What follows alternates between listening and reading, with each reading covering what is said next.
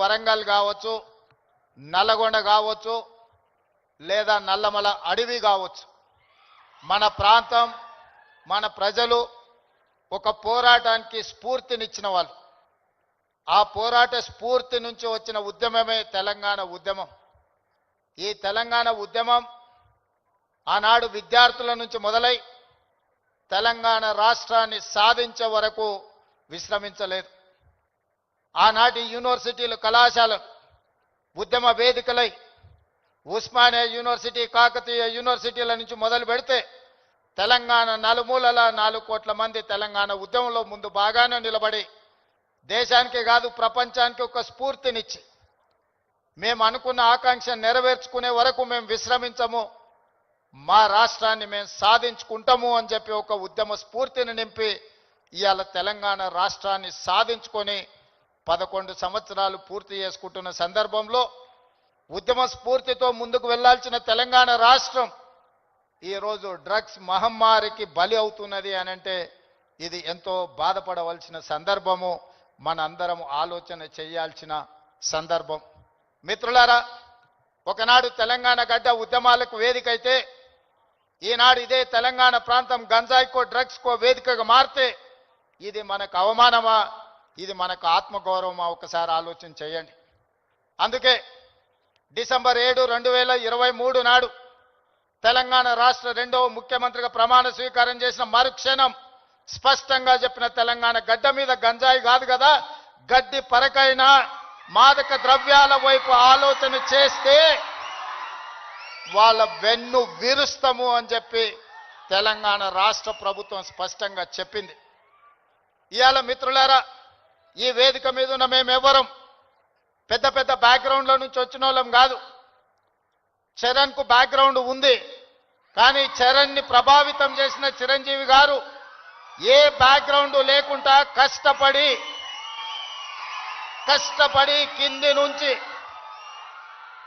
ఈరోజు దేశమే గర్వించదగ్గ ఒక మహానటుడుగా ఈరోజు ఒక మంచి మనిషిగా గుర్తింపు పొందిండు అని అంటే దాదాపుగా 50 సంవత్సరాల నిరంతర శ్రమ, కఠోరమైన దీక్షతోని వాళ్ళు రాణించగలిగినారు. వాళ్ళు కఠోరమైన కష్టాలను ఎదుర్కొని, కష్టాలు వచ్చినా, ఇబ్బందులు ఎదురైనా, అవమానాలకు లోనైనా ఏ రోజు కూడా బాధతో కుంగిపోలేదు. భయంతో మాదక ద్రవ్యాల వైపు లేకపోతే వ్యసనాల వైపు బానిసలు కాలేదు. నిటారుగా నిలబడి వాటిని ఎదుర్కొని ఈరోజు ప్రపంచానికే ఆదర్శంగా నిలబడే విధంగా ఈరోజు వాళ్ళు రాణించారు.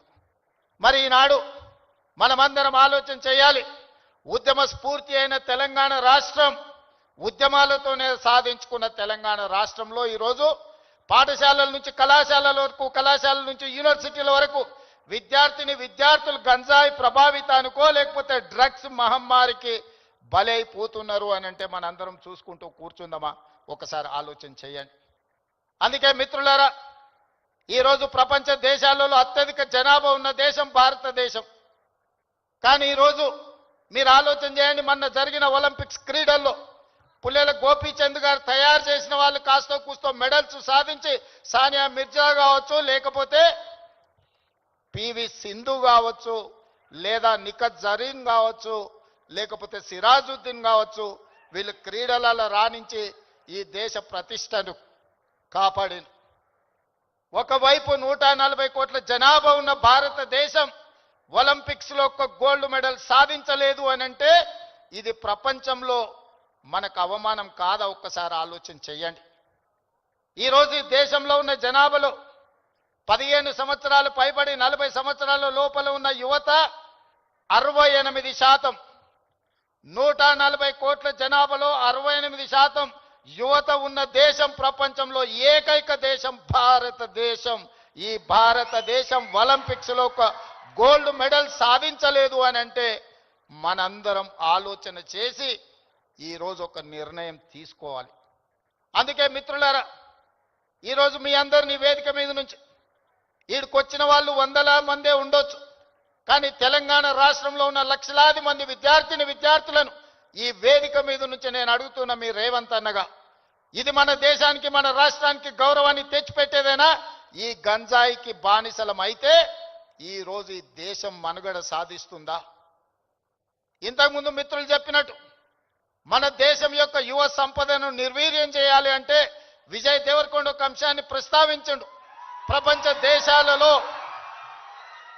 ప్రపంచ దేశాల ఆర్థిక వ్యవస్థను అధిగమించి సాంకేతికంగా అన్ని రకాలుగా ఈ దేశం ముందుకు వెళ్తే ఈ దేశాన్ని ఇంకా ఎదుర్కోలేము అన్నవాళ్ళు ఏదో రకంగా మనల్ని దెబ్బతీయాలని చూస్తారు. ఆ దెబ్బతీయడానికి ఒకరు యుద్ధం ఎన్నుకోవచ్చు, ఇంకొకరు కోవిడ్ని ఎన్నుకోవచ్చు, ఇంకొకరు గంజాయి లేదా డ్రగ్స్ ఎన్నుకోవచ్చు.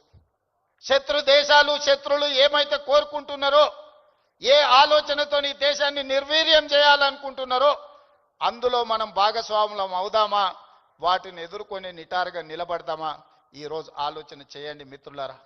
ఇవాళ పంజాబ్ హర్యానా ప్రాంతాలలో, దేశ సరిహద్దు ప్రాంతాలలో దేశ రక్షణకు ఉక్కు కవచంగా నిలబడ్డ పంజాబ్ రాష్ట్రం, పోరాటాలకు దేశ స్వతంత్రంలో అగ్రభాగాన నిలబడ్డ పంజాబ్ ఈరోజు డ్రగ్స్ మహమ్మారిలో కొట్టుకుపోతుంది.